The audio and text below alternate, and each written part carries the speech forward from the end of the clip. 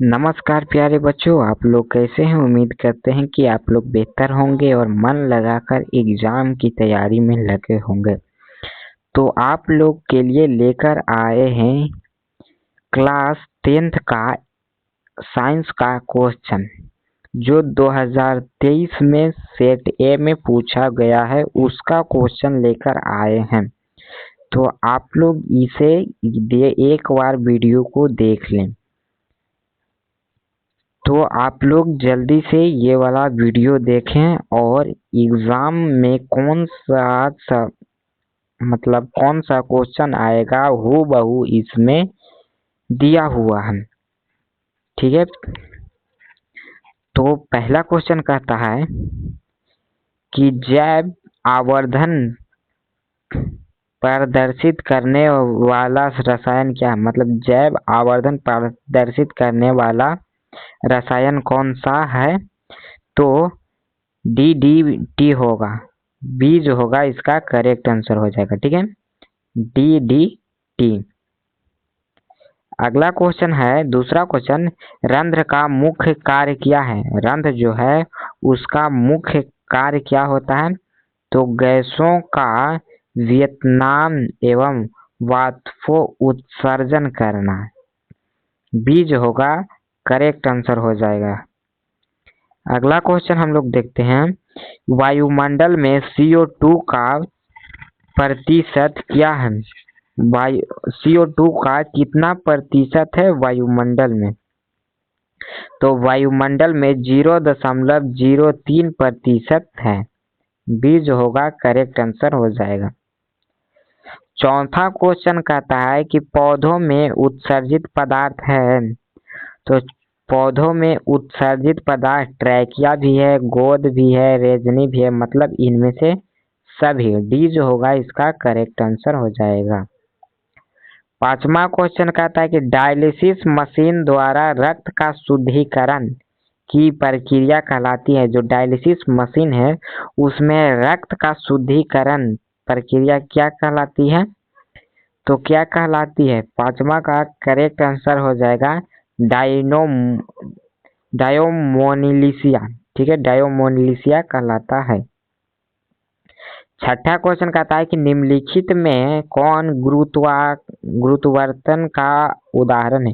गुरुत्वाकर्षण का उदाहरण है। तो छठा का क्या हो जाएगा, जड़ की वृद्धि।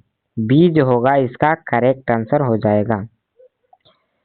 सातवां क्वेश्चन कहता है कि पूर्ण विकसित अंडाशय कहलाता है। पूर्ण विकसित अंडाशय क्या कहलाता है, फल। ए जो होगा इसका करेक्ट आंसर हो जाएगा।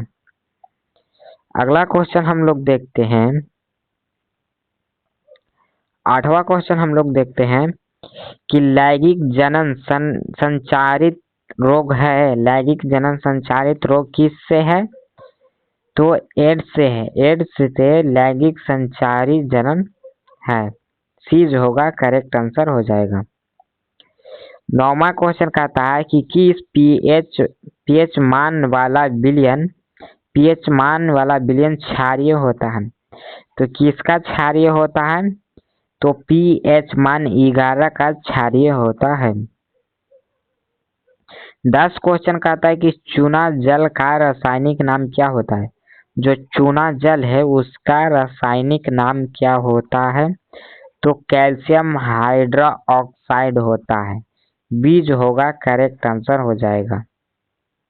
ठीक है, 11 क्वेश्चन हम लोग देखते हैं कि निम्नांकित में सोडा एक्स का सूत्र कौन है। सोडा एक्स का सूत्र कौन है। तो Na2CO3 है। बी जो होगा इसका करेक्ट आंसर हो जाएगा। 12 क्वेश्चन कहता है कि निम्नलिखित में कौन ग्लोवर लवण का सूत्र है। ग्लोवर लवण का सूत्र कौन है। तो Na2SO4 10H2O। ए जो होगा इसका करेक्ट आंसर हो जाएगा। 13 क्वेश्चन कहता है कि निम्नांकित में संश्लेषित सूचक कौन है। संश्लेषित सूचक कौन है। 13 का करेक्ट आंसर कौन हो जाएगा। तो मैथिल ऑरेंज हो जाएगा। सी जो होगा इसका करेक्ट आंसर हो जाएगा। 14 क्वेश्चन कहता है कि निम्नलिखित में से कौन सा पदार्थ बिना ज्वाला के जलता है। ऐसा कौन सा पदार्थ है जो बिना ज्वाला का जलता है? तो कोयला, डी जो होगा इसका करेक्ट आंसर हो जाएगा। तो आप लोग साथ साथ वीडियो को लाइक और सब्सक्राइब जरूर करें ताकि आप लोग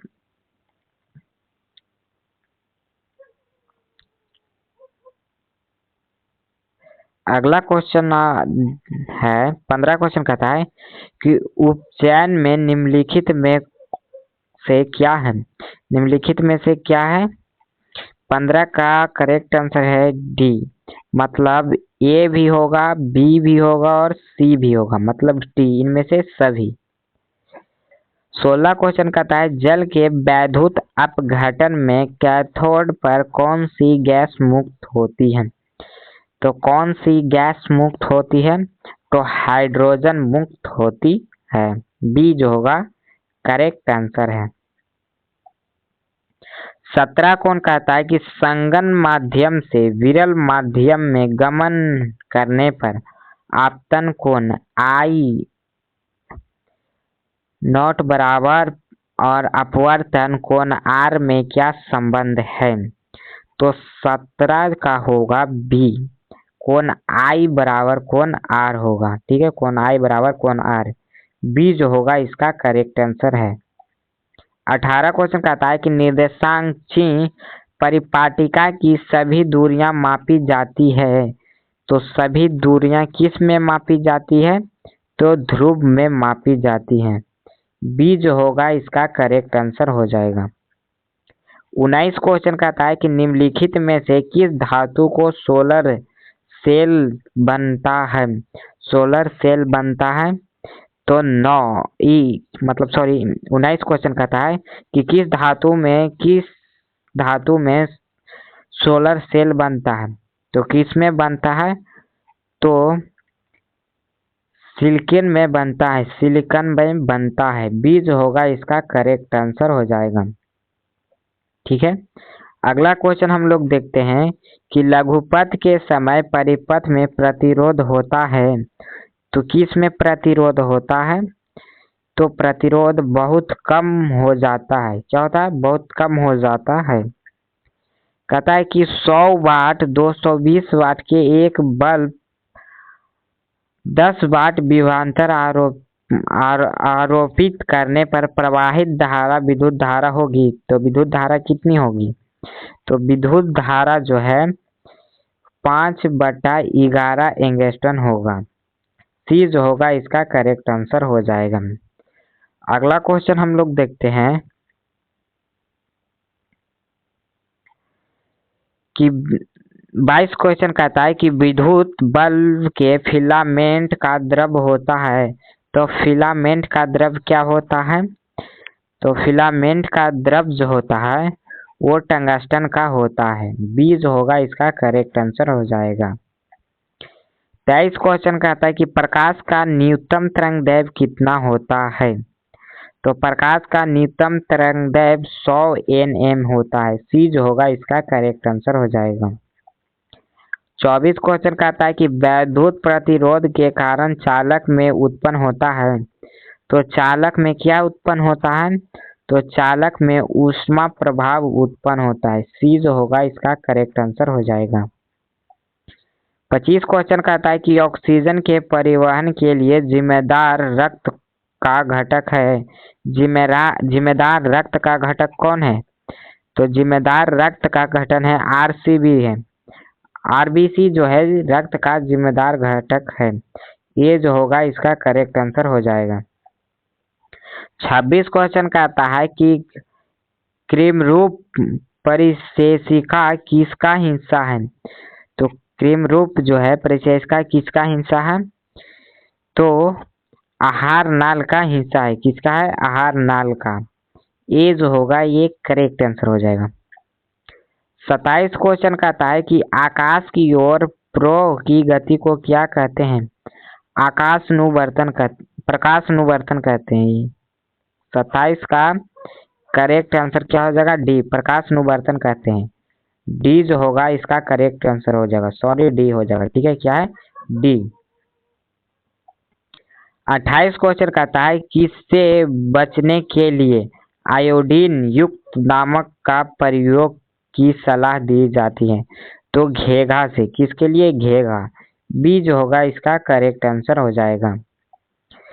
29 क्वेश्चन कहता है कि मनुष्य के कपाल तंत्रिकाओं की संख्या होती है, तो मनुष्य की कपाल तंत्रिकों की संख्या होती है 12 जोड़ी, ये जो होगा इसका करेक्ट आंसर हो जाएगा। 30 क्वेश्चन कहता है मस्तिष्क का कौन सा भाग गंधक पहचानने के लिए है, तो मस्तिष्क का कौन सा भाग, तो मस्तिष्क का पश्च भाग जो है गंधक का पहचानने का काम करता है। तो टोटल हमने आपको 30 क्वेश्चन बताया है, कितने, 30 क्वेश्चन बताया है।